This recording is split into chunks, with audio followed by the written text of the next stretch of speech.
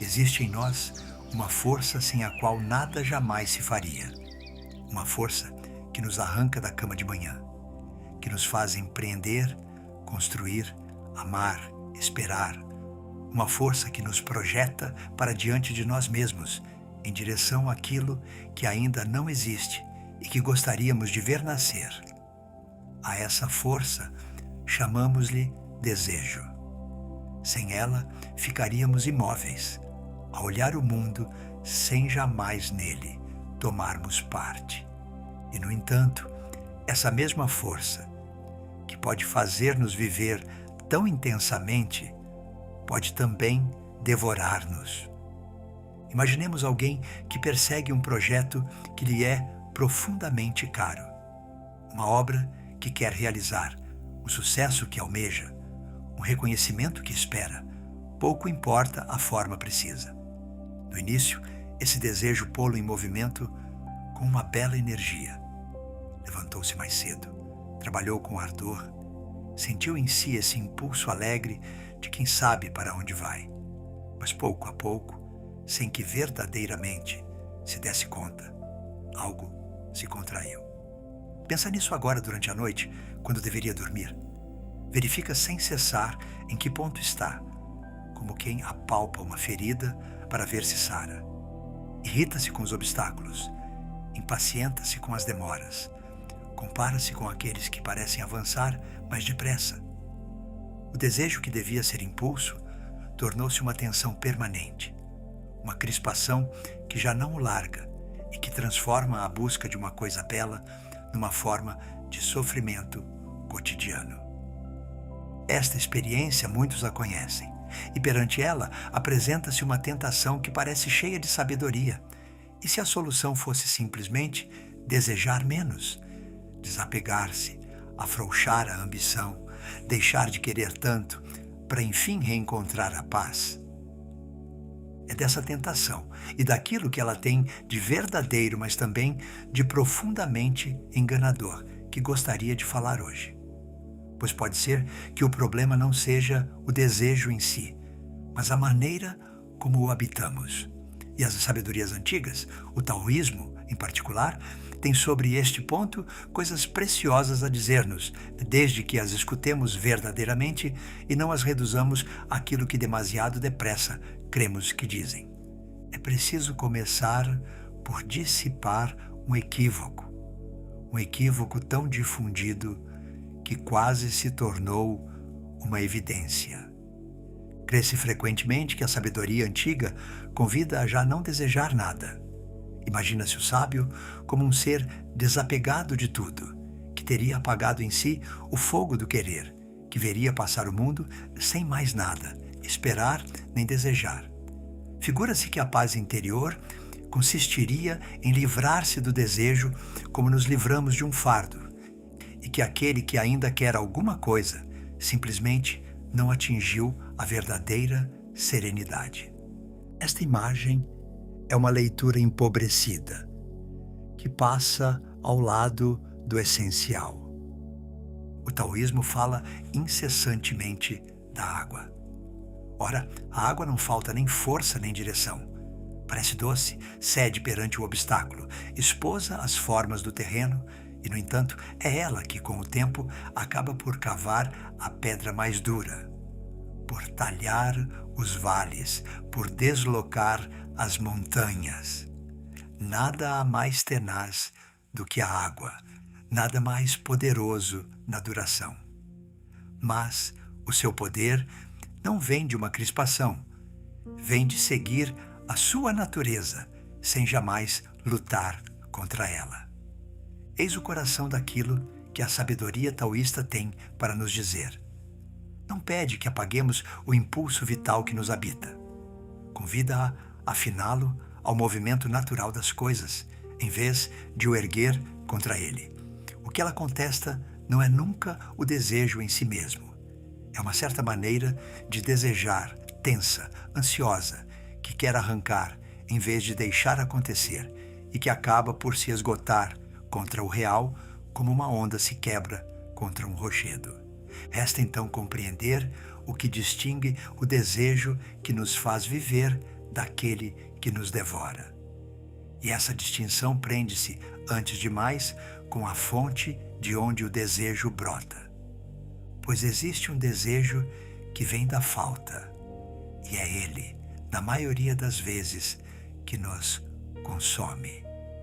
Esse desejo procura preencher um vazio, quer obter alguma coisa, não pelo que essa coisa é em si mesma, mas pelo que viria reparar em nós. Uma dúvida sobre o nosso próprio valor, um sentimento de não sermos suficientes, uma inquietação antiga que nos sussurra que devemos provar, demonstrar, merecer o nosso lugar. Cremos desejar o sucesso, o reconhecimento, a posse. Mas o que verdadeiramente perseguimos é o apaziguar de uma falta interior que projetamos sobre esses objetos exteriores.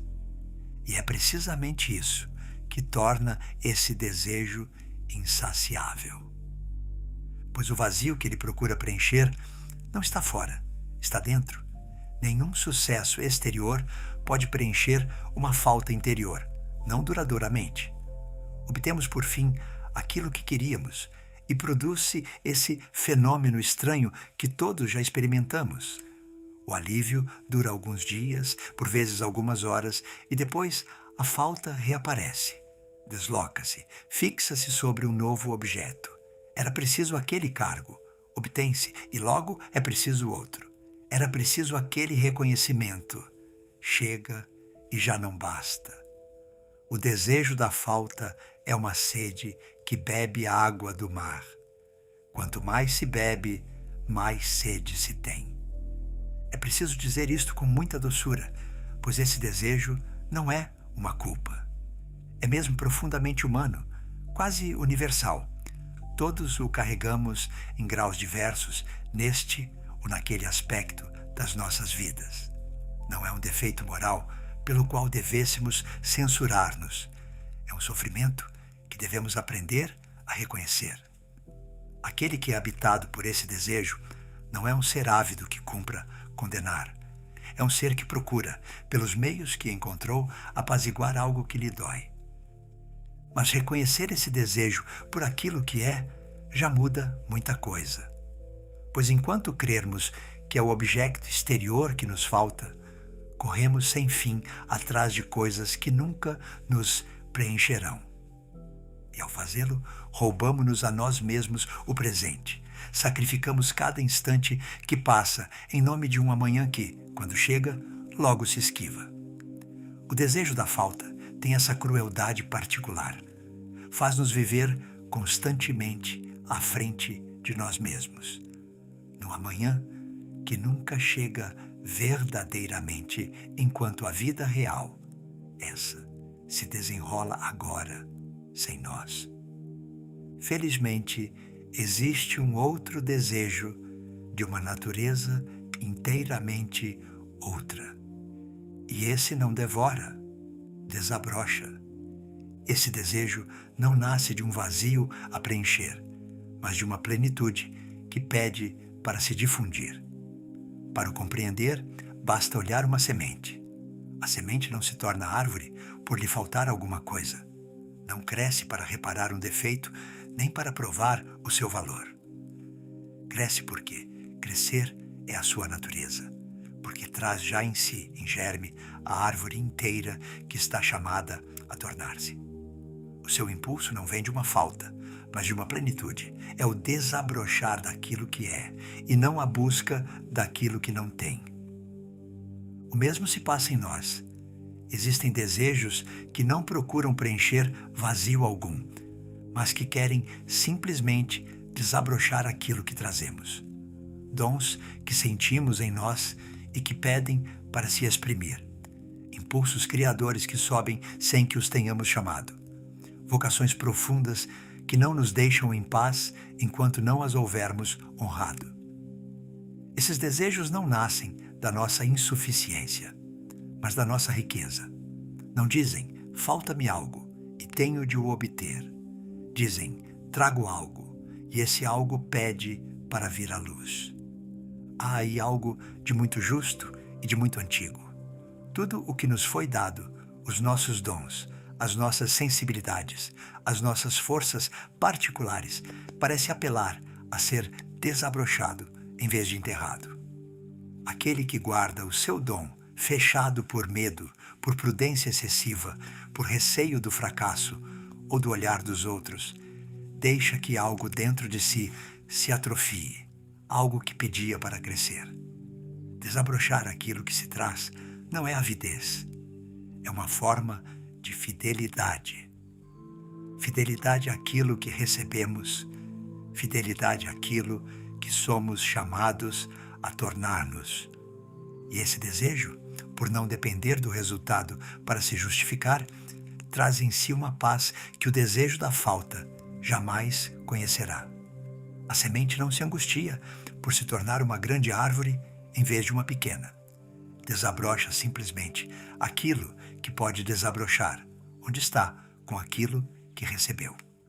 A sua alegria, se assim se pode dizer, está no próprio crescer, no movimento de se desabrochar, e não numa comparação ansiosa com as outras árvores da floresta. O desejo da plenitude é ardente, por vezes ainda mais ardente do que o da falta. Mas o seu ardor é tranquilo, porque encontra a sua recompensa no seu próprio impulso. Mas reconhecer a fonte do desejo ainda não basta, pois mesmo um desejo justo, mesmo um desejo nascido da plenitude, pode ser mal habitado na acção. E é aqui que intervém uma segunda distinção, talvez ainda mais subtil, a diferença entre querer e forçar. Pode-se querer com todas as forças, sem nunca forçar. São duas coisas inteiramente diferentes, que, no entanto, confundimos sem cessar. Querer é orientar-se plenamente em direção a um fim. É empenhar-se nele, consagrar-lhe a sua energia, o seu tempo, a sua atenção. É mirar alto, não se contentar com o medíocre, tender para aquilo que nos parece digno de ser realizado. Querer, neste sentido, é uma bela coisa, uma coisa plena, que mobiliza o melhor de nós mesmos. Forçar é coisa muito diferente. Forçar é crispar-se contra a natureza das coisas. É querer arrancar os resultados antes do seu tempo, como quem puxa uma planta para a fazer crescer mais depressa. É lutar contra o declive do real em vez de esposar o seu movimento. É confundir a intensidade da nossa tensão interior com a eficácia da nossa ação, quando muitas vezes é o contrário que é verdade. Os antigos amavam a imagem do arqueiro, e ela diz tudo. Aquele que deseja, com demasiada intensidade, acertar no alvo crispa-se. Os seus músculos tendem-se, o seu sopro bloqueia-se, a sua mão treme ligeiramente e a flecha falha o alvo. Aquele que, pelo contrário, longamente preparou o seu gesto, que mira com uma atenção distendida, que tende o arco e depois solta a flecha sem se enrijecer, esse acerta. Não porque deseje menos atingir o alvo, mas porque não luta contra o seu próprio gesto. A sua vontade é inteira. A sua crispação, essa, desapareceu. É exatamente o que designa essa noção taoísta que se traduz por vezes desajeitadamente por não agir, e que não significa de modo algum a inação. O não agir não é a ausência de esforço, é o esforço que não luta contra si mesmo. É a ação que se acorda ao movimento das coisas em vez de se esgotar a contrariá-lo. A água que cava a pedra não força, segue o seu declive com uma constância tranquila. E é precisamente por isso que é invencível. E é preciso dizê-lo claramente, pois é libertador. A crispação, na maioria das vezes, não nos serve de nada. Não nos torna mais eficazes, torna-nos menos lúcidos, menos justos, menos criativos, porque aperta o nosso olhar sobre o medo de falhar o alvo. Esgota-nos para nada, rouba-nos o sono, estraga o caminho e muitas vezes faz-nos fracassar ali onde uma atenção distendida teria conseguido. Cremos que é a nossa atenção que produz os nossos resultados. São quase sempre o nosso empenho, o nosso trabalho, a nossa constância, e a atenção apenas se lhes acrescenta, como um sofrimento inútil.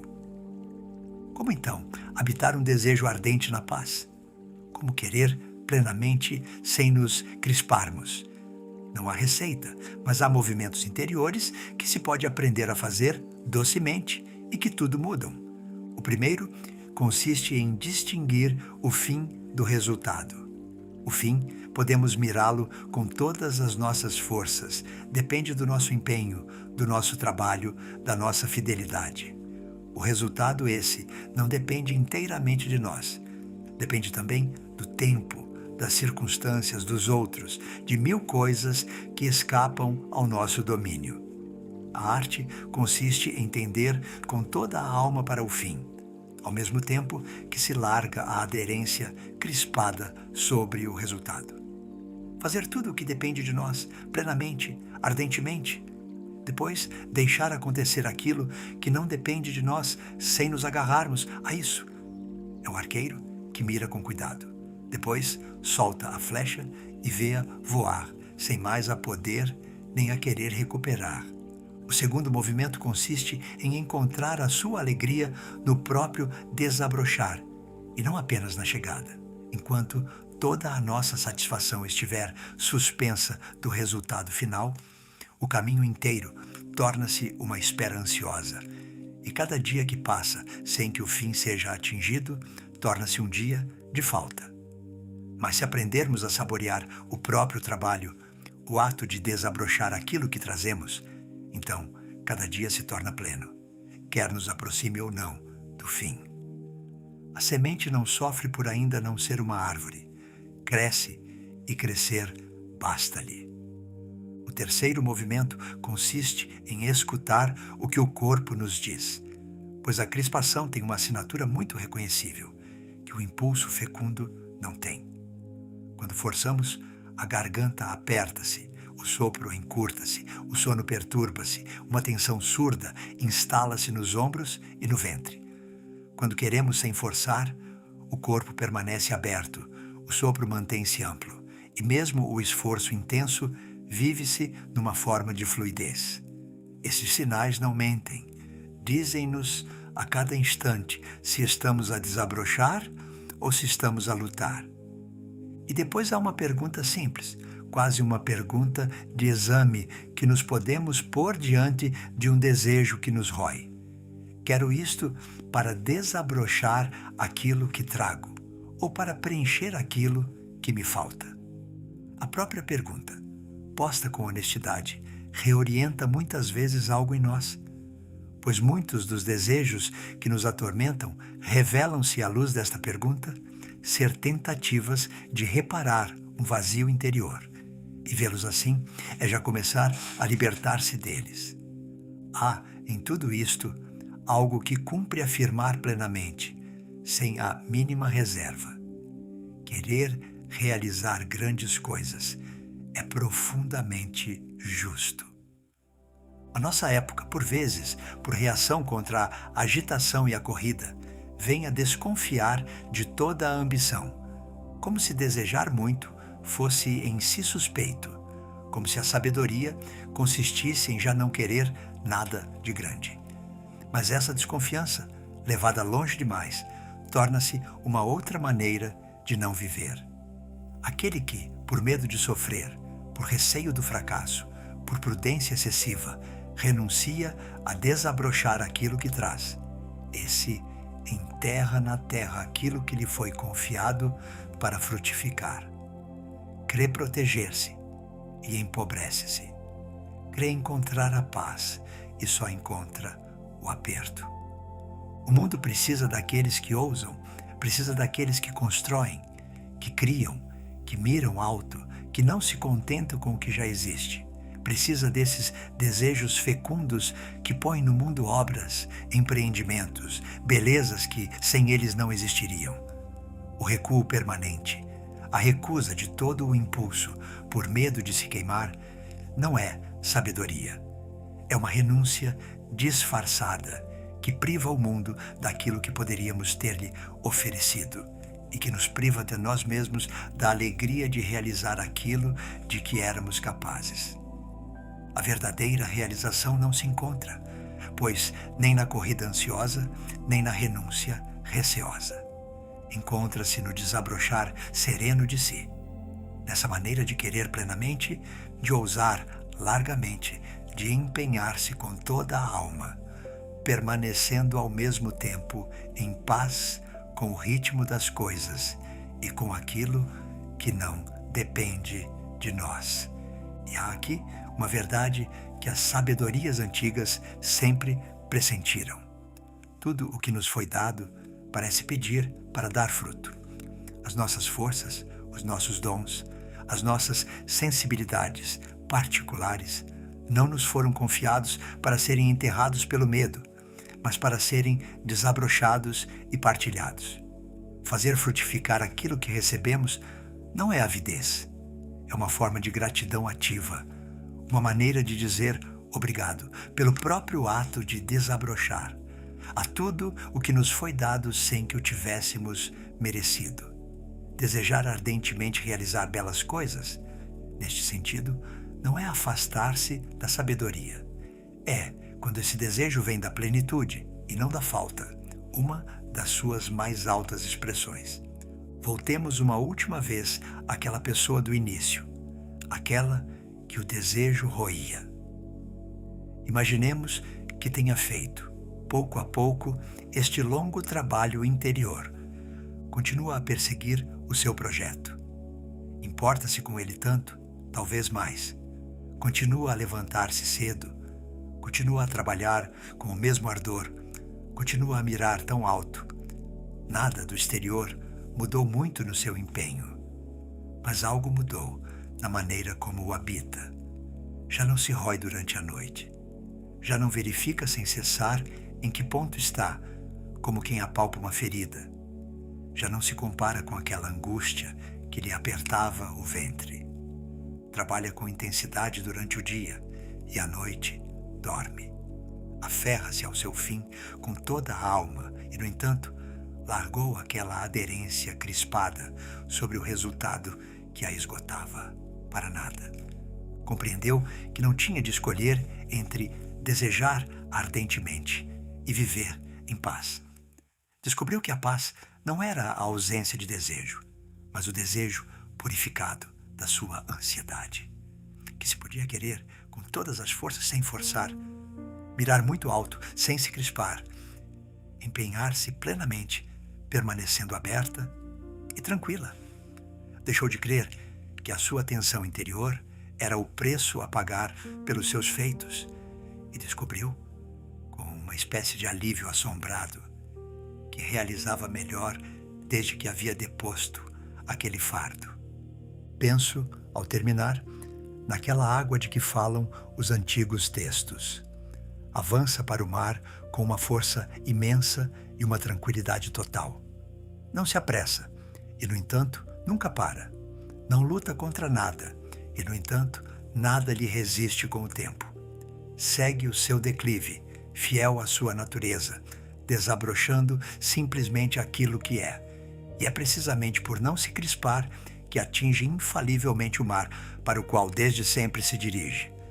Podemos desejar assim, com essa força e com essa paz, querer com toda a nossa alma aquilo que merece ser querido, desabrochar plenamente aquilo que trazemos, ousar mirar aquilo que nos parece grande e belo, e fazê-lo sem nos roermos, sem nos esgotarmos a lutar contra o tempo e contra o real, simplesmente fiéis àquilo que somos e àquilo que recebemos.